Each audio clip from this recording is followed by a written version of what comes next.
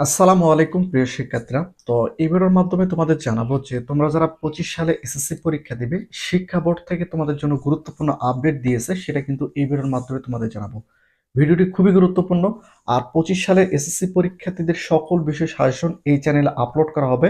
তো তোমরা যদি চ্যানেলটিকে সাবস্ক্রাইব করে না রাখো, অবশ্যই তোমরা চ্যানেলটিকে সাবস্ক্রাইব করে রাখবে। তো এখন বিষয়টা হচ্ছে যে শিক্ষা বোর্ড থেকে তোমরা জানো যে রুটিনটা প্রকাশ করা হয়েছে, সেখানে তোমাদের 10 এপ্রিল থেকে এসএসসি 25 পরীক্ষা শুরু হবে।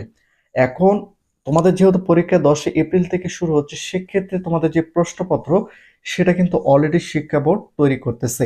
এখন এখানে বিষয়টা হচ্ছে যে সকল শিক্ষা বোর্ডের প্রশ্নপত্র কিন্তু আলাদা আলাদা হয়ে থাকে, কোনো বোর্ডের সাথে প্রশ্নপত্র কিন্তু সেম হয় না।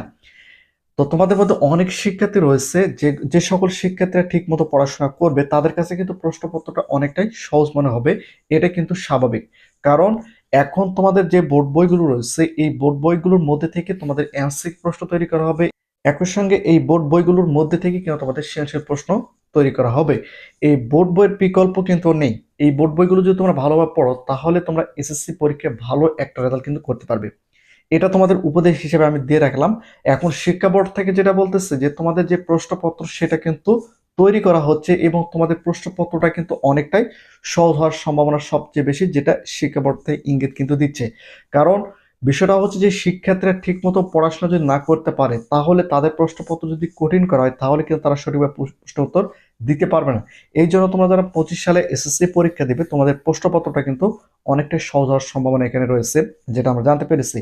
আর বিষয়টা হচ্ছে যে শিক্ষা বোর্ড থেকে যেটা বলতেছে, বা শিক্ষা বোর্ডের যে কর্মকর্তা তারা যেটা বলতেছে, শিক্ষার্থীরা যদি প্রিপারেশন না নেয়, তাহলে তাদের কাছে প্রশ্নপত্র কঠিন হতে পারে। কিন্তু আমরা সকল প্রশ্ন কিন্তু বোর্ড বইয়ের মধ্যে থেকেই তৈরি করব। সম্পূর্ণ প্রশ্নগুলো কিন্তু আমরা বোর্ড বইয়ের মধ্যে থেকেই করব, এই জন্য শিক্ষার্থীরা যেন পরীক্ষার জন্য ভালো একটা প্রিপারেশন নেয়। এখন বিষয়টা হচ্ছে যে সামনে তোমরা জানো যে রমজান মাস আসতেছে। রমজান মাসের মধ্যে তোমাদের পড়ালেখার একটু হলেও ব্যাঘাত হবে।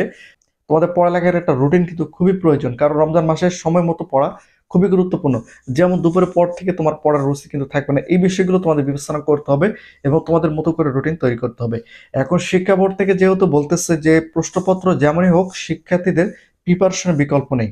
এই জন্য তোমাদের যেটা বলবো সেটা হচ্ছে যে শিক্ষা বোর্ড থেকে যেটা বলতেছে, শিক্ষার্থীদের প্রিপারেশনের কথা কিন্তু তারা বারবার বলতেছে, যেন 25 সালের শিক্ষার্থীরা ভালো মতো প্রিপারেশন নিয়ে এসএসসি 25 পরীক্ষায় অংশগ্রহণ করে।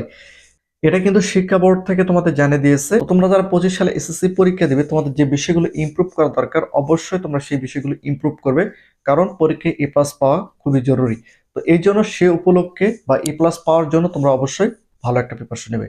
তো প্রতিনিয়ত আপডেট ভিডিও পেতে অবশ্যই চ্যানেলটিকে সাবস্ক্রাইব করে রাখো।